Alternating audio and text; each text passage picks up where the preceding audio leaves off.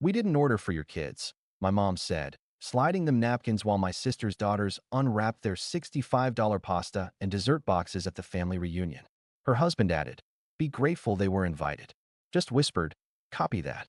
When the waiter returned, I stood up and said, "My name is Chris. I'm 34, the middle child, and the one who gets called when the family group chat is stressed about logistics. I teach ninth grade algebra at a public high school. I like clean whiteboards, cheap coffee, and predictable schedules. I have a son, Max, who is 9, and a daughter, Lily, who is 6. Their mom and I split 3 years ago. We co-parent like we run a small business. Shared calendar, alternating weekends, receipts saved in a folder named Kids, Real Expenses. In my family, I'm the guy who understands numbers, which somehow turned into the guy who is always good for it. My older sister, Jen, is the favorite.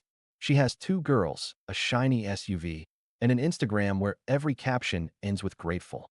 Her husband, Trevor, sells solutions for some company that pays him in jackets with logos. My mom floats between baking advice and moral lessons depending on the day. Dad watches sports with the volume low and says, "Don't start." I'm not dramatic. I like things that add up. I like when a pizza has 8 slices and everyone takes 2. I like when a receipt says what it says. That's why I got good at living small. I know the price of milk and the exact time the laundry room is empty.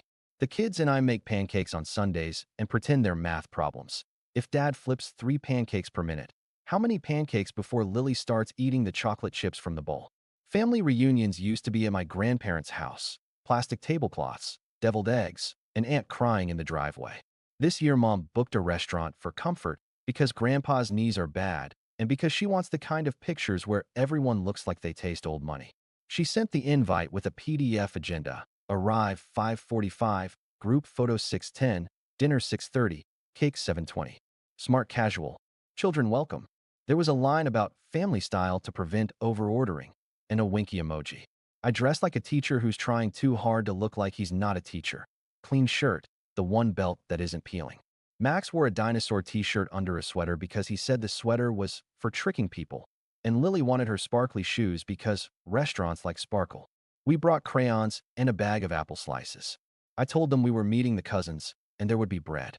Bread always sells it. We got there early because I'm allergic to being late. The place had white tablecloths and servers who carried 3 plates per hand like a magic trick. Mom waved us over to the long table like a TV host doing a reveal. "Look at you," she said, kissing the air near my cheek. "Teacher chic." Jen glided in 2 minutes later, daughters in matching bows, Trevor behind them with the grin of a man who thinks valet parking is personality. He clapped me on the shoulder. "Professor Chris." "Just Mister," I said. The waiter did the speech. Family-style starters, entrees, curated for variety, kids' boxes with pasta, fruit, dessert, and a craft element. He smiled like he loved his job. I believed him. While he talked, Mom slid a stack of napkins toward my end of the table. She fanned them out like playing cards, right in front of Max and Lily. "We didn't order for your kids," she said, soft like it's a favor. "They can nibble from the mains. We don't want to spoil their appetites." "They're not boys," I said, quick habit. "One of them is Lily." Mom fluttered her hand. "You know what I mean." Jen leaned in toward her girls. "Guess what?" she whispered loud enough for the table. "Surprise boxes. With desserts." The girls squealed. Trevor drummed the table with his fingers like a drum line of approval. The waiter came back with 2 cardboard carriers shaped like little houses. He set them down in front of Jen's kids. "2 kids' packages," he said. 65 each. He turned his polite face toward me. "Should I bring 2 more?" I opened my mouth. Mom's hand moved before mine. She nudged the napkins closer to Max and Lily like she was dealing a different kind of meal. "No, we'll share," she told the waiter. "We're a share and care family." Trevor added without looking at me, "Be grateful they were invited." He said it like a joke that wasn't a joke. The back of my neck warmed. Max tugged my sleeve. "Are napkins food?" "Not yet," I said. The table got loud in the way families get loud. Stories layered over stories. The waiter floated in and out with plates, salad bowls, baskets of bread. My kids reached carefully, said please, said thank you. Drew a maze on the paper kids menu that wasn't meant for them. Jen's girls unwrapped their boxes like presents. Everyone nodded like this was normal. The first trigger wasn't the napkins. It wasn't even the line about being grateful. It was the moment Mom caught the waiter's eye when he hovered with the black leather check presenter like a bird waiting to land. She tipped her chin at me the way people gesture at trash cans when they want you to know where to put things. Chris will settle, she said, light, like she was doing me a kindness. He's our numbers man. The waiter looked at me. I looked at my kids. Something in my chest clicked from later to now. I didn't stand up. Not yet. I just put a flat palm on the table and felt it steady under my hand. I said the quietest thing I've said in years, mostly to myself. Copy that. And when the waiter returned, I was ready to say something I'd avoided for a decade. I didn't become the family wallet on purpose. It happened slowly, like dishes piling in a sink. When you finally notice, it's not one plate. It's all of them. When I was 15, Mom asked if I could float Jen $40 for a formal dress because you're responsible with your allowance and you'll get it back Friday. Friday stretched into, I thought you understood what family means, and I learned that in our house, borrow meant don't ask again. At 17, I started tutoring kids in our neighborhood. 20 bucks an hour, cash. Mom bragged to everyone that Jen was so generous with her time, helping the younger girls with makeup for dances, and I handed Jen my cash when she came home crying because they wouldn't let me hold a tab. I told myself I was the nice one. It's easy to be generous when you're a kid who thinks 20 is forever. By 22, I was student teaching, driving a car that clicked when it turned, and picking up shifts at a bookstore to pay for gas. Jen called me from the mall. I need help, she said. It's an emergency. I pictured a flat tire. It was a designer diaper bag she had to get for a friend's shower. We'll split it, and it'll be from both of us, she said. Funny thing about splitting, I paid at the register, and she posted a photo of my sweet find with a caption about adulting. I married young. We were broke in the way you are when your entire kitchen is hand-me-downs and your pantry is 6 different pastas. When Max was born, Mom showed up with groceries and told everyone she was keeping us afloat. The receipt on my counter said otherwise. I'd paid. She'd picked. Jen had her first daughter around then. The whole family moved in orbit around that baby. I didn't resent the baby. I resented the orbit. Every we included me when there was a bill and excluded me when there was credit. I kept telling myself it would even out. I believed in math. I believed that if I kept track and kept calm, the universe would balance the numbers. Here's a list I once promised I wouldn't write and then wrote anyway. 10 airport runs in 1 year. You're already up early, Mom said. You're a morning person. 3 last-minute dog sits because we forgot you can't bring dogs to wine country. $250 for a family fundraiser table Jen didn't want to bother other people about. $480 over a summer for camp snacks when camp turned out to be their backyard and snacks turned out to be organic pouches with adjectives that sound like personality traits. $90 here, $60 there, $35 because it's tacky to ask a server to split, and I'm so good with calculating tip.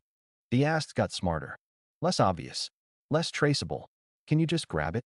You're already at the store. You like doing this stuff.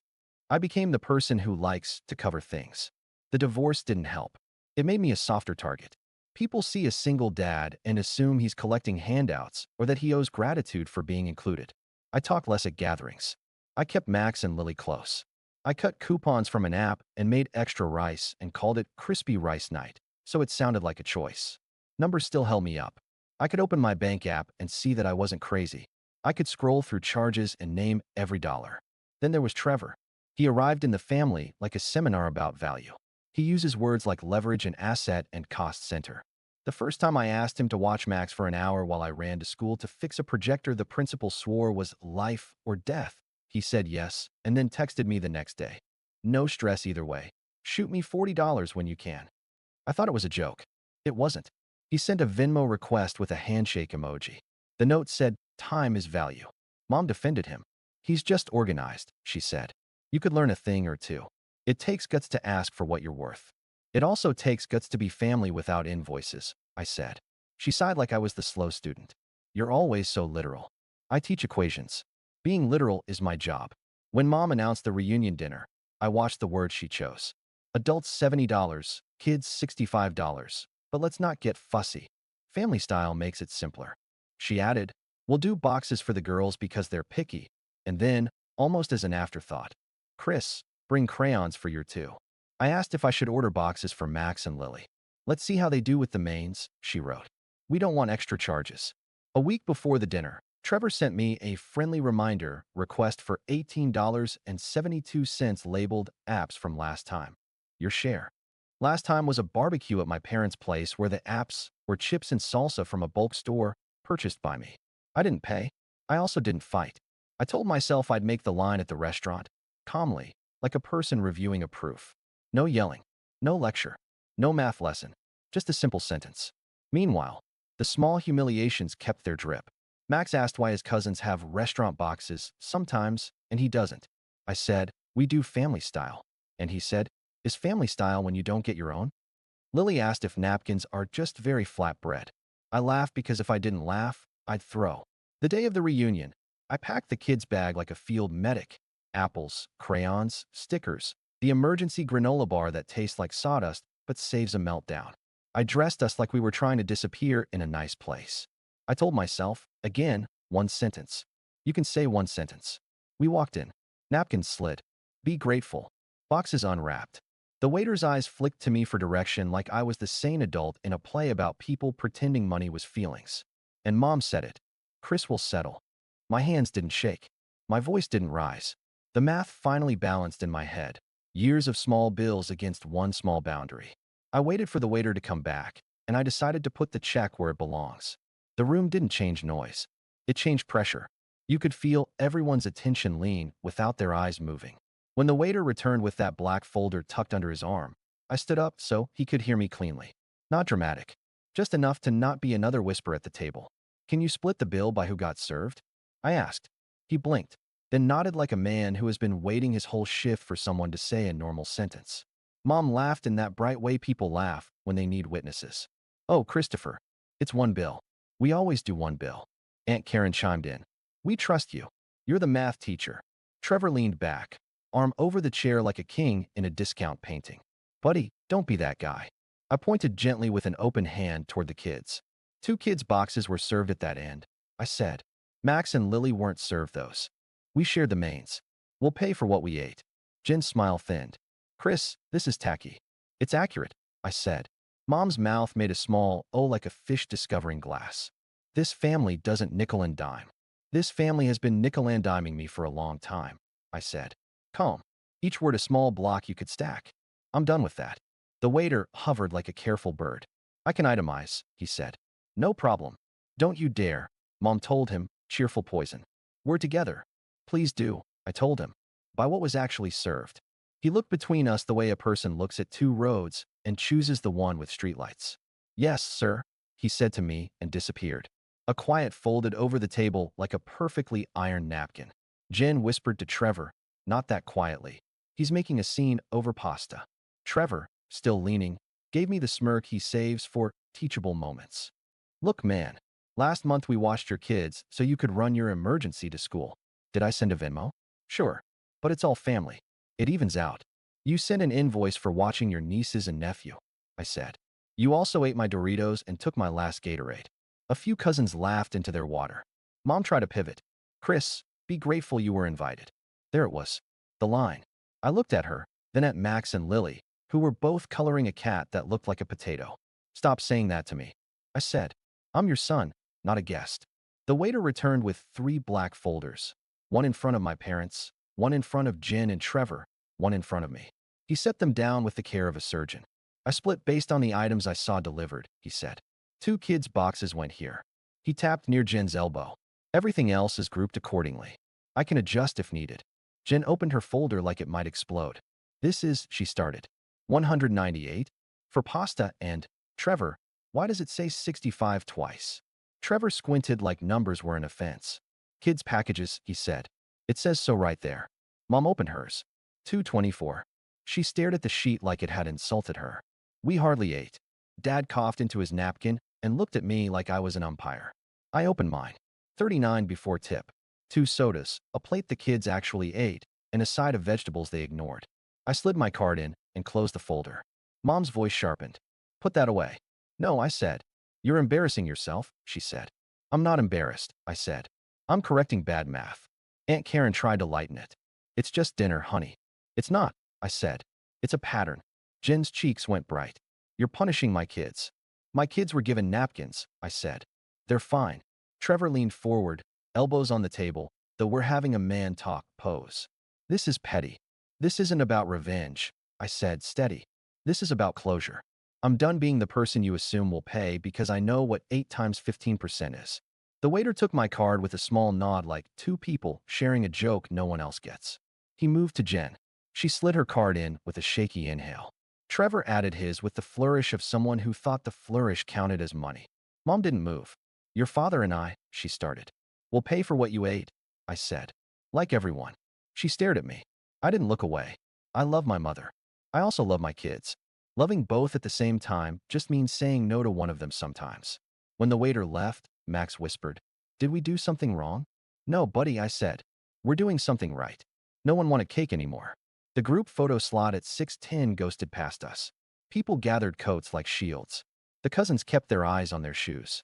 Jen said, "Wow," like a prayer that didn't reach heaven. I signed my slip, tipped the waiter like a person who has watched people carry more than plates, and stood. "From now on," I said to the table, "I pay for what I order and who I bring." That's it. Mom opened her mouth, closed it, then turned to look for a camera that wasn't there. I helped Max and Lily into their jackets. We walked out into the kind of evening that smells like someone else's dessert. My phone buzzed in my pocket like a trapped bee. I didn't look. Outside, the air felt like math done cleanly. The car hadn't left the parking lot before my phone lit up like a slot machine. "Jen, you humiliated me." "Mom, call me." "Trevor, not cool, man. We're not your ATM." "Aunt Karen, sweetheart, I think you overreacted, but we love you." I put the phone face down in the cup holder. "Chocolate or vanilla?" I asked. "Chocolate," both kids said. We got milkshakes at the drive-thru with the big neon ice cream cone. I told the kids we were celebrating surviving the fancy restaurant. They clinked paper cups and declared it an official holiday. At home, after showers and pajamas and one more page twice, I sat on the couch and opened the family group chat. The messages stacked. "Mom, I don't know who you think you are." "Mom again, I have done everything for you." "Jen, as a mother, I can't believe you'd make dinner about money." "Trevor, a Venmo request for $22.40 labeled bread plus shared apps." I typed, deleted. Then I wrote one clear message. "New policy for me. No group bills. No, we'll settle later. No babysitting invoices. I'll pay for what I order and who I bring. If it's a real emergency, call me. If it's not, budget." I put the phone down. It buzzed so much it migrated across the table like a little bug. I flipped it into Do Not Disturb and wrote a sticky note in block letters. "You're allowed to be done." I stuck it to my laptop because yes, I'm corny, and also because that's how I remember things. Morning. The kids ate cereal with heroic amounts of banana. I checked my email. One from Trevor with the subject line, "Friendly reminder," attaching an Excel sheet labeled Running Totals. I didn't open it. I archived it. I took the kids to school and daycare, waved at the crossing guard, and felt something in my chest that felt like the aftertaste of saying the right thing. At 10:12, Mom called. I let it go to voicemail. She called again. Again. At 10:20, she left a message that sounded like a speech she practiced in her car. "Christopher," she began, which is how I know I'm in trouble. "I don't know what got into you.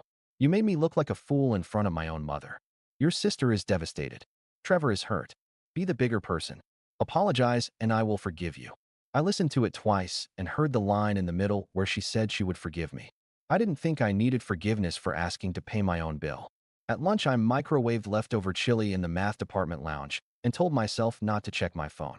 I checked it. Jen had posted a story of her girls in matching pajamas with the caption, "Protecting their joy." Trevor posted a boomerang of a wallet snapping shut with the text, "Boundaries go both ways." I muted them both. There was a small pleasure in pressing mute. It felt like turning down a radio that's only static. After school, I graded quizzes at my kitchen table. Lily made a fort out of couch cushions. Max asked if decimals are just tiny fractions that got squished. I told him yes, and we high-fived. The doorbell rang. Mom, holding a tin of cookies like a peace treaty. I didn't invite her up. We talked in the entryway with the draft from outside tickling my ankles. "Let's reset," she said. "Family movie night Saturday. I'll make lasagna." "No thanks," I said. Her eyes flashed. "Don't be ridiculous." "I'm not," I said. "I'm choosing." She tried the memory card. "Do you remember who paid for your braces? Who drove you to tutoring? You act like we never did anything for you." "You were my parents," I said. "That wasn't a loan. And none of that means I owe you for the rest of my life." She lowered her voice. "Your sister has a lot on her plate." "So do I," I said. "2 kids. 1 salary." I teach, Mom. Not crypto. She lifted the tin. Cookies. Take them to Jen's, I said. She likes being grateful. Her mouth tightened. Be grateful you were invited, she said, out of habit. Stop saying that, I said. I'm your son. She left the cookies on the floor by my door like a package no one wanted to sign for. I left them there until the kids went to bed and then put them in the freezer because I'm not above eating rage cookies later. The week tried me in small ways. Aunt Karen texted, your uncle can't get his iPad to work. Can you swing by? We'll feed you lasagna. I said, I charge $90 per hour for house calls, with a smiley, then followed with, just kidding. No, sorry. It felt good to be unserious and serious at the same time. Jen emailed me an invoice, an actual PDF, titled Babysitting Balance, Family Rate, for $160. There were line items that were not real. One said, watching Max while Chris got a haircut, which was funny because Max was with me, at the haircut, asking the barber questions about clippers. I replied, no, that's it. Just no. The quiet parts of my day got louder. I made a new sub-account titled Kids Only. I moved $100 on payday. Not much. Enough to feel like I was choosing my own invoice. I booked the kids into a Saturday community center day camp for the weekends I used to rely on help. It was $35 each, and they came home smelling like gym mats and pride. Max learned to play foosball.